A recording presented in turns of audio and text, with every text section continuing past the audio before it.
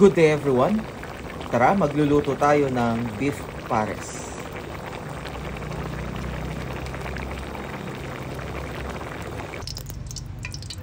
Una nating gagawin ay maggigisa tayo ng ating luya.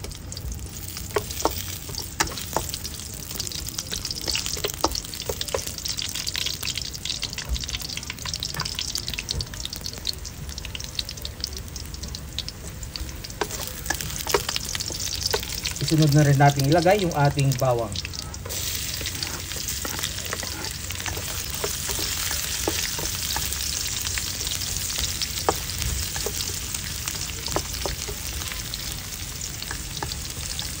At syempre, ilagay na rin natin yung ating sibuyas.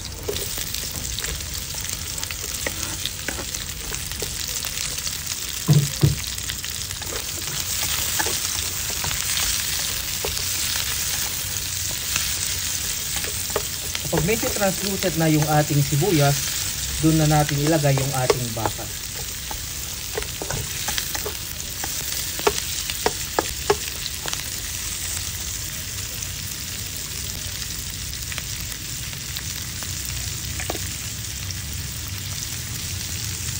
Sunod na natin yung ating baka.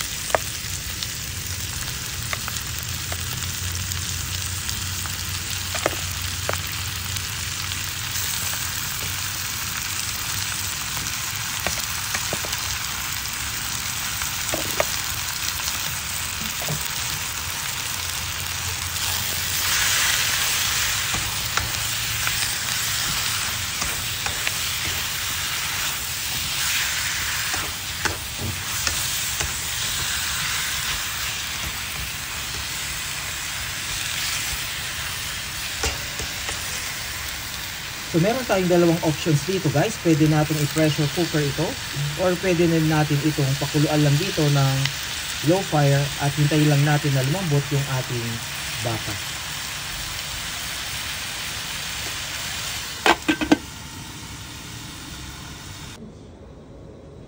Ito guys, yung ating baka. Ang kinuha ko ay may mga taba-taba sa gilid para masarap yung ating pares. So try din natin ngayon gumawa ng pares overload. Ayan. So medyo taba-taba para masarap yung sabaw ng ating pares.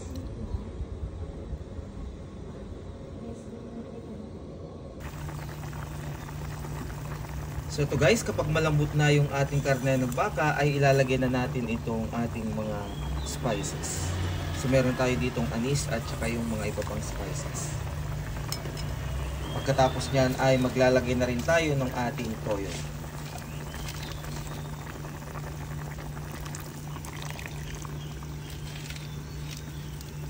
Susunod na rin natin ilagay yung ating paminta.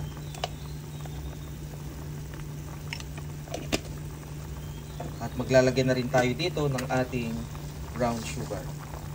So depende naman guys kung gusto niyo ng medyo matamis-tamis na pares. So ayan, hayaan lang natin yan na kumulo hanggang sa medyo yung sabaw ng ating niluluto ay mag-lessen na. Babalikan natin to after 10 minutes.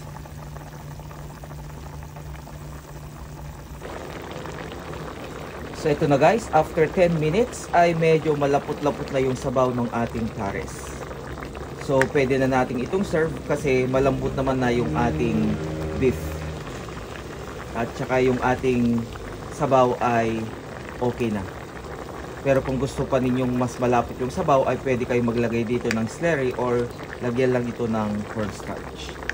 So tara guys, magsangag na tayo ng kanin at kakain na tayo ng ating beef pares.